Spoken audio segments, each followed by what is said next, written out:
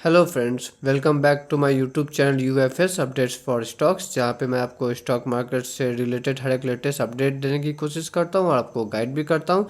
तो आज का ये जो वीडियो है ये एक्चुअली अपडेट से रिलेटेड तो नहीं, बट हाँ ये एक इन्फॉर्मेटिव वीडियो होने वाला है। आपको ये वीडियो से ज़रूर कुछ सीख के जाने को मिलेगा। ओके, तो शुरू करते हैं आज के इस वीडियो को।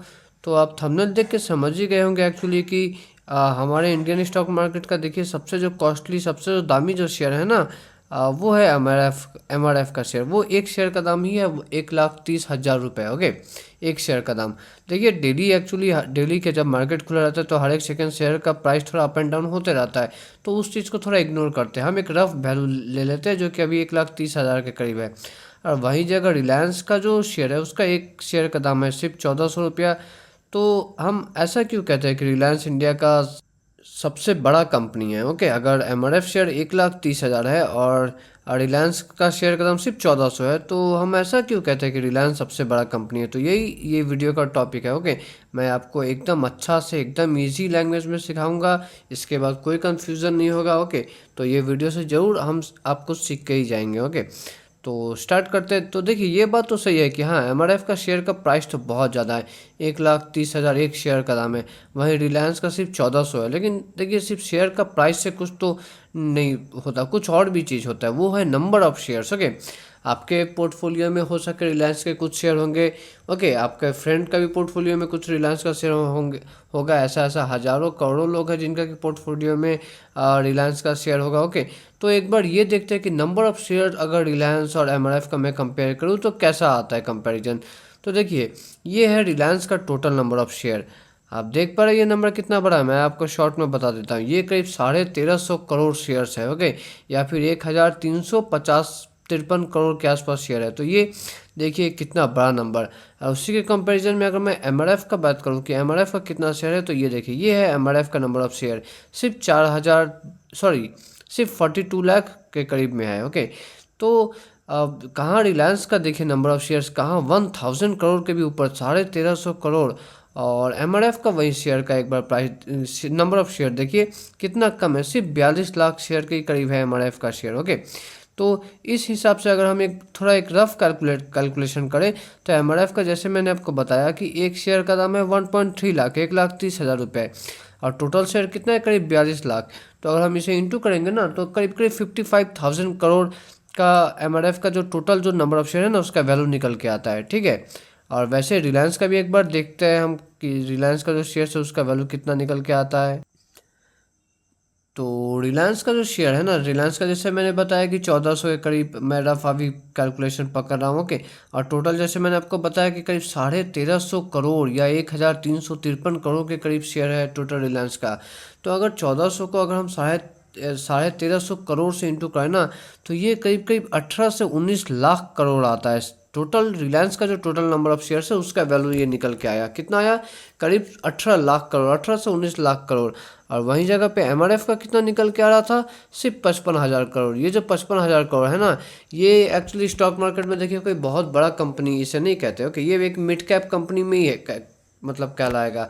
और उसी जगह में अगर आप रिलायंस का बात करें तो 18 से 19 लाख करोड़, जैसा मैंने आपको बताया कि इसका शेयर्स का वैल्यू है, इसे हम स्टॉक मार्केट में काफ़ी काफ़ी काफ़ी बड़ा कंपनी ही इतना मतलब वैल्यूएशन डिजर्व करता है।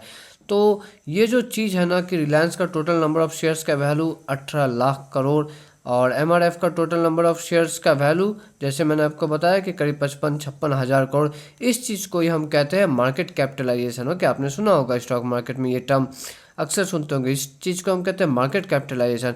और मार्केट कैपिटलाइजेशन जो है ना यही डिसाइड करता है कि एक कौन सा कंपनी बड़ा है, कौन सा कंपनी छोटा है, कौन सा कंपनी मिड कैप है। ओके, तो आप समझे ना, नंबर ऑफ शेयर का प्राइस के ऊपर मत जाइए कि वो शेयर का प्राइस को आप नंबर ऑफ शेयर से इंटू करके जो चीज़ आएगा ना उसे कहते हैं मार्केट कैप या मार्केट कैपिटलाइजेशन। और उसके हिसाब से हम कहते हैं कि कोई कंपनी बड़ा है या छोटा है। ओके, तो एक बार मैं आपको रियल में भी एमआरएफ और रिलायंस का जो मार्केट कैप है वो आपको दिखा देता हूँ। तो ये देखिए ये रिलायंस का है, आप मार्केट कैप देख रहे हैं ना, 18.99 मतलब ऑलमोस्ट 19 लाख करोड़ रुपया करीब रिलायंस का जो मार्केट कैप है। ओके, मतलब रिलायंस के टोटल नंबर ऑफ शेयर्स है इनटू एक शेयर का प्राइस अगर कर देंगे तो वो करीब करीब 19 लाख करोड़ आएगा। ओके, और उसी जगह पे एक बार एमआरएफ का भी देख लेते हैं। तो एमआरएफ का जैसे मैंने आपको रफ कैलकुलेशन में बताया था वो तो 55,000 करोड़ आ रहा था, और यहाँ पे 56,000 करोड़ करीब इसका जो है अब एक्चुअल में मार्केट कैपिटलाइजेशन है। तो कहाँ आप सोचिए, रिलायंस का आ रहा था कहाँ 19 लाख करोड़, और एमआरएफ का कहाँ सिर्फ 50, 55 या 56,000 करोड़। मतलब ये कंपैरिजन कुछ फेयर तो है ही नहीं। मतलब एमआरएफ काफ़ी छोटा कंपनी है। तो इसीलिए जो है हम लोग जो है रिलायंस को एक्चुअली इंडिया का लार्जेस्ट कंपनी कहते हैं, और एमआरएफ का शेयर प्राइस इतना ज़्यादा होने के बाद भी एमआरएफ कहीं भी इसके आसपास भी नहीं होता, अगर साइज़ के हिसाब से बात करें तो। अब ये जो चीज़ है ना मार्केट कैप, मैं इसको ना आपके लिए और एकदम सिंपल लैंग्वेज में समझाता हूँ कि मार्केट कैप देखिए, ये तो एक नंबर के टर्म्स में मैंने आपको बता दिया मार्केट कैप। अब अगर आप पूछे कि रियल में कुछ इजी मतलब ज़िंदगी से रिलेटेड कुछ इजी एग्जांपल देके समझाने को, तो मैं वो भी आपके लिए एग्जांपल लेके आया हूँ। समझ लीजिए आपका एक दुकान है, ओके, वाटेवर कोई भी चीज़ का दुकान है, ओके, आप अच्छा बिजनेस करते हैं, आप साल का लेट से 6 लाख 8 लाख वाटेवर, मैंने एक रफ वैल्यू पकड़ लिया कि आप साल का 6 लाख उस दुकान से प्रॉफिट करते हैं, ओके। और अगर समझ लीजिए कोई आदमी आया, ओके, उसे आपका शॉप खरीदना, ओके, तो आप 6 लाख में तो बेचेंगे नहीं, 6 लाख तो आपका एक साल का ही कमाई है, आप ऑफकोर्स उससे बहुत ज़्यादा मांगेंगे। तो आप लेट से अपना क्या दुकान का वैल्यू मांगेंगे, लेट से आप 30 लाख 40 लाख 50 लाख कुछ ऐसे ही आप वैल्यू मांगेंगे, ओके। तो हम 40 लाख ही पकड़ लेते हैं। तो मतलब क्या हुआ, आप 40 लाख रुपीज़ पे आप मतलब मान गए कि आप अपनी दुकान को बेच दीजिएगा दूसरा कोई को। तो ये जो 40 लाख रुपीज़ आपने जो वैल्यू लगाया ना, इसी को कहते हैं स्टॉक मार्केट में मार्केट कैप, ओके। मतलब कि कोई भी कंपनी का जितना मार्केट कैप है, अगर आपके पास उतना पैसा है तो आप चाहे तो वो पूरा कंपनी खरीद सकते हैं, ओके। हालांकि आपको ये चीज़ समझना पड़ेगा कि आप ये स्टॉक मार्केट में कोई भी कंपनी का 100% शेयर एक्चुअली ओन नहीं कर सकते।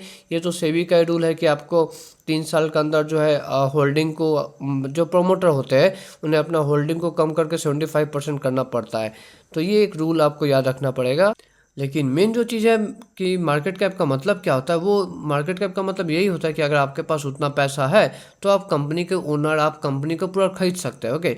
वैसे इन रियलिटी में बताऊं तो आपके पास तो अगर 50% से ज़्यादा कोई भी कंपनी का शेयर है ना, तो वैसे ही मेजॉरिटी नंबर ऑफ शेयर आपके पास है तो आप वैसे ही कंपनी के प्रोमोटर हो जाइएगा, ओके। ये एक बस थोड़ा सा डिफरेंस है स्टॉक मार्केट में और ये जो दुकान वाला जो केस मैंने आपको बताया। But in simple example, in simple sense अगर बात करें कि जैसे मैंने आपको बताया कि 40 लाख आपके पास है तो आप पूरा दुकान खरीद सकते हैं पूरा, वैसे ही जो है आपके पास अगर एक कंपनी का जितना मार्केट कैप है उतना अगर आपके पास पैसा है तो आप आराम से पूरा कंपनी भी खरीद सकते हैं, ऐसा मान सकते हो, ओके।